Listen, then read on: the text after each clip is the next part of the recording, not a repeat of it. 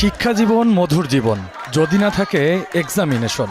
গ্রাম বাংলার কথিত এই প্রবাদ বাস্তবে ধরা দিল 2024 সালের উচ্চ মাধ্যমিক পরীক্ষার্থীদের দাবিতে। আরেকটি ঘটনায় চোখ রাখি। সম্প্রতি ঢাকার রাজপথে 7 দফা দাবি নিয়ে আন্দোলনে নামেন ব্যাটারি চালিত যান চালকেরা।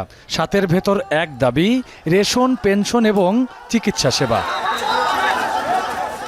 তবে গণমাধ্যমে প্রকাশিত খবর বিশ্লেষণে দেখা যায় 5ই আগস্ট আওয়ামী লীগ সরকারের পতনের পর গেল 4 মাসে ছোট বড় অন্তত 300 আন্দোলন হয়েছে সারা দেশে।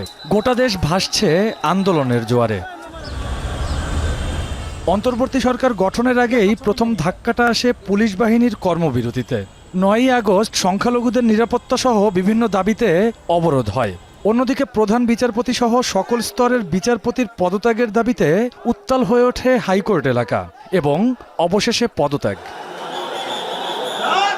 এসবের মধ্যেই চাকরি জাতীয়করণ সহ বিভিন্ন ইস্যুতে 23শে আগস্ট মাঠে নামেন আনসার বাহিনীর সদস্যরা। চাকরির ন্যূনতম বয়সসীমা 35 করা সহ কত যে দাবি তার তালিকা অনেক দীর্ঘ। জানা অজানা দফায় উত্তাল হয়ে ওঠে পোশাক শ্রমিকরাও।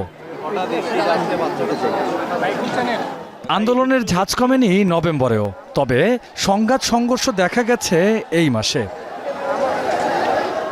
ঢাকা কলেজের শিক্ষার্থীরা সংঘাতে জড়ায় প্রতিবেশী 2 শিক্ষা প্রতিষ্ঠানের সাথেও। তিতুমির কলেজের শিক্ষার্থীদের বিশ্ববিদ্যালয় করার আন্দোলনের রেশ না কাটার আগেই হাবিবুর রহমান মোল্লা কলেজের সাথে অন্য 2টি শিক্ষা প্রতিষ্ঠানের দ্বন্দ্ব রূপ নেয় চরমে।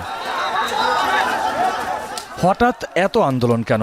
গেল 15 বছরের ফ্যাসিবাদী শক্তিকে দায়ী করলেন গণ অভ্যুত্থানের নেতা হান্নান মাসুদ। 24-এর গণ অভ্যুত্থানের মধ্য দিয়ে মানুষ একটি স্বপ্ন বুনেছে। তারা ভাবছে যে তারা যেই যৌক্তিক অধিকারগুলো থেকে তারা এতদিন বঞ্চিত হয়েছে, এখন এই সরকারের সুযোগ এসেছে যে এই সরকারের মাধ্যমে তারা সেই যৌক্তিক দাবিগুলো আদায় করে নিতে পারবে। এই সরকার সমাজবিজ্ঞানীরাও একই বক্তব্য দিচ্ছেন, বলছেন রাজপথে নামা সমাধান নয়। এই সরকারের যেহেতু তৃণমূলে তাদের যেহেতু পলিটিক্যাল পার্টি নাই, যেটা অন্যান্য সরকারের থাকে, সুতরাং তাদের এই তৃণমূলের সমস্যাগুলো তৃণমূলে সমাধান হয়ে যাওয়ার সুযোগটা তাদের নাই। সকলে কথা বলতে চাইছে কারণ আসলে সকলের অনেক কথা আছে। বিপ্লবের সুবিধা ভাগাভাগির প্রশ্নে অনেকেই আবার ভাগ হয়েছে, তবে আন্দোলনে ভাঙচুরের সাথে দাবি দেওয়ার সম্পর্ক নেই বলেও অভিমত অপরাধ বিজ্ঞানীদের।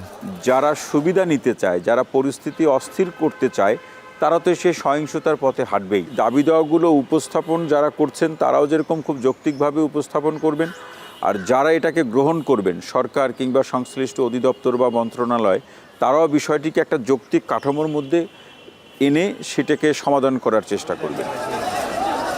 আন্দোলনের নেপথ্যে কোনো স্বার্থান্বেষী গোষ্ঠী আছে কিনা তা খতিয়ে দেখার আহ্বান সমাজ বিশ্লেষকদের। রকিবুল রাহাত, এখন, ঢাকা। মাঠের অলরাউন্ডার আমি, আর ঘরের allrounder Tilex. Tilex toilet cleaner, clean মানেই টাইলক্স।